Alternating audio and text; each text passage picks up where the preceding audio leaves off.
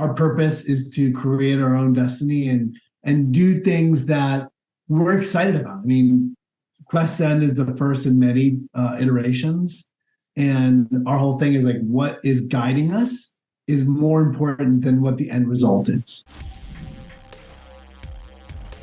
It is so great to meet you. I'm such a big fan, and I just gotta say, this is such a cool idea.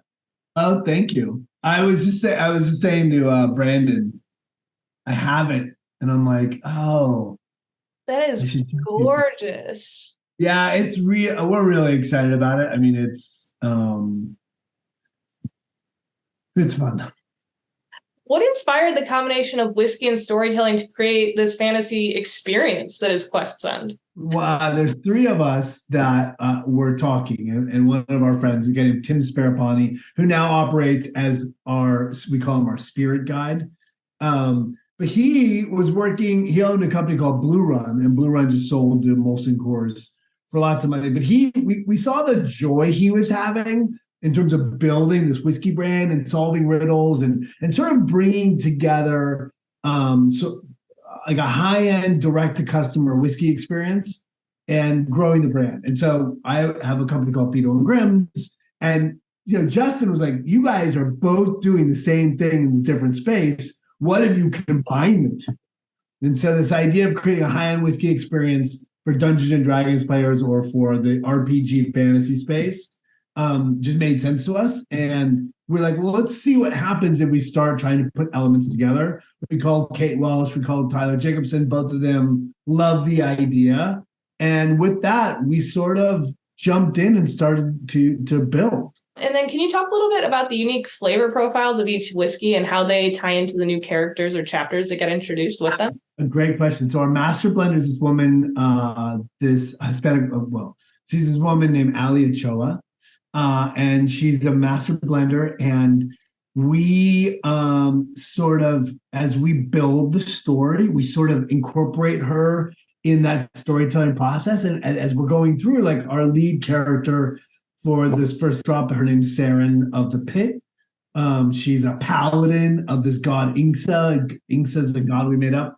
And, we started to explain to her, like, why Saren, why this woman was a badass and why she was a follower of this god and how she has this mace. I don't want to give away too much, but, as we started to articulate what a paladin is in the RPG space, what Inksa and what that god was and how that would sort of infuse the character with characteristics, Allie started to put together language around what that whiskey would taste like, right? Like we want the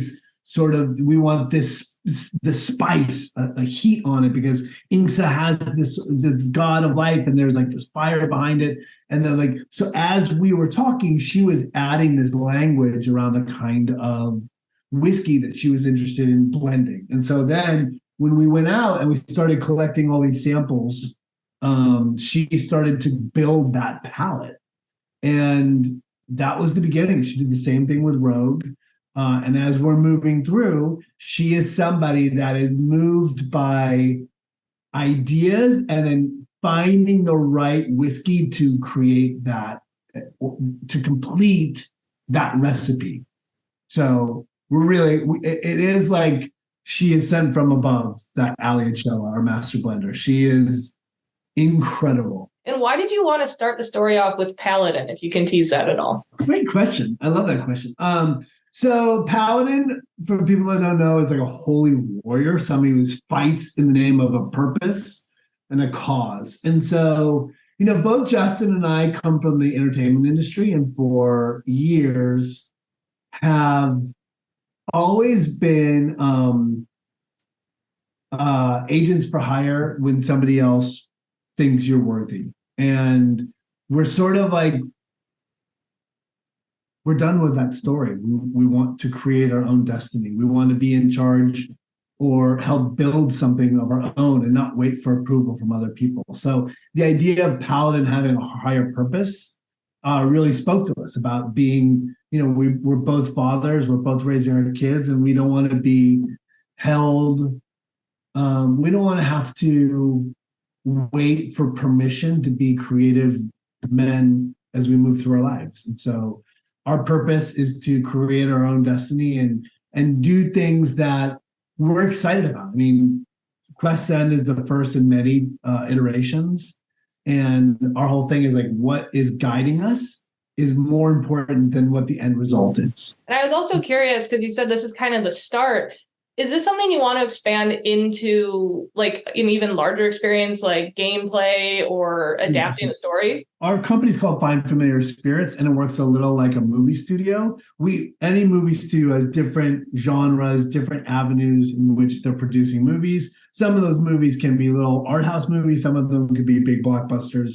But they're always operating to provide different stories and create different story verticals. And so for us, that's where we're going to live. We want to live in a world where we can, if we want to go create a whiskey based on this thing that we're excited about, then we can go do that. So, and right, we're already with the success. We haven't even sold yet a single bottle, but it feels like we're on to something really great with it. And so we're launching Quest N October 6th. And we are already moving on to what's next in multiple different facets. And we're excited about the future. I love it. I'm also really excited for Faster Purple Worm Kill Kill. Oh, that's awesome. Oh, I love that concept. That is so funny. It's gonna be so good. We've done 20 shows. I've watched them all. I've given notes on all of them. We've built this thing that we were super hopeful that it would work, and it's worked 100 times better than we could have ever imagined. And so we can't wait for people to see it. We think people are going to lose their minds. Oh, I love that. What about that stands out from other D&D shows that fans should get excited about? I think it's funny. I know the pitch for Faster Perform Kill Kill is whose line is it anyways meets Dungeons and Dragons. 4 first level characters go off into the world to be the heroes of legend and end up meeting an epic Dungeons and Dragons monster and get completely obliterated. So, I think what they can be excited about is a lot of fun, a lot of different gameplay, a lot of diverse tables with every sort of tapestry of humanity represented at our tables. And then I think at the end of the day, there's this through line of camaraderie and fellowship and how people play and joy. And also like a lot of heart, which is something we did not expect to happen. Which is like the secret gift that we found through the shooting of the show. That is fantastic. I cannot wait. What has it been like working with Dungeons and Dragons on these different projects? So Quest End is not related to Dungeons and Dragons in any way, shape, or form, which is super important that we acknowledge that we are a fantasy-based whiskey, not a Dungeons and Dragons-based whiskey. So we're not associated with them for this, but look, in general, my relationship with Beetle and Grimm's, which is a company I own with 4 of my best friends. So the idea of going to work with Dungeons and Dragons is that you're always telling a story. And to me, that's one of the things that we brought back into Find Familiar, into Quest N, is the idea that each bottle is delivered. We deliver a 16-page booklet that has an ongoing story of this character and this incredible art. So the idea for us is we don't ever just do products. We do projects based and wrapped in lore, based and wrapped in story, based in, and enveloping our customers with more than just something. We give them everything. And then I know you talked about you guys are moving into other areas as well. I was curious because you're such a prominent person in the horror fan base. Is that a genre you guys want to explore with this as well? No. All right. No comment. I will not tell a lie. Look, here's the thing. I will say this. We have in our first 4 verticals, spans a wide gamut of things that we each find very exciting. From the obtuse and weird to things you may or may not assume. Well, I'm very excited to find out more when we can. And then I am Okay. curious too, as a D&D player, have you ever played a character based on one of the characters you've played in movies? You know, it's funny. I played several games in Mike Poundstone's. I played serial killer in this game. It's gonna drive me crazy until I figure out what it is. It's like a Matrix game. It was super fun, but a little too meta for me. You know what I mean? It was like, well, I didn't really love it. I get I don't know. That part, one of them's work, and one of them's like, however people relate to those characters isn't necessarily who I am now or how I want to represent the game. I get that. And then what has been the most surprising part of this journey for Quest's End with for you? It's twofold. It's the real sense of accomplishment as we come around. It's been a year and a half almost building this. And as we're coming around third base and heading for home, how incredibly gratifying it is to have a vision, to go out, convince other people of your vision, and to build something collectively with people that you really like, and seeing it come to fruition is really powerful. But more importantly, I really think that what is surprising to me has been how quickly the community has responded to what we've presented. Right? We've got 40,000 people on a waiting list to buy 5,000 bottles. And lion's share of publicity is coming now. Beetle and Grimm's, we haven't even done a tie-in yet with Beetle and Grimm's, and we're going to. So the idea that we've struck a chord in people is surprising and humbling. That's so cool. And I'm not surprised at all, to be honest. No, you're not. You're not. No, the D&D community is like one of my favorite fandoms because they're loyal. Yeah. But the funny thing is, I could tweet about Beetle and Grimm's or doing Fast Purple and Kill, and I'll get, a 1% of what I got on this. And so it's interesting. That's all.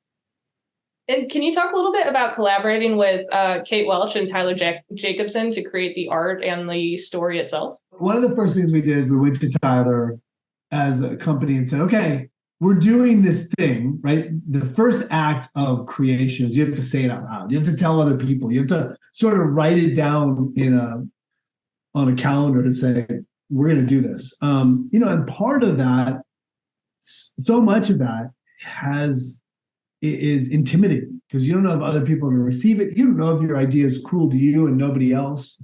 So the idea of going to Tyler early and saying, hey, this is what we're doing. We think this is really cool. And him saying, oh my God, that's the best idea ever. I'm in.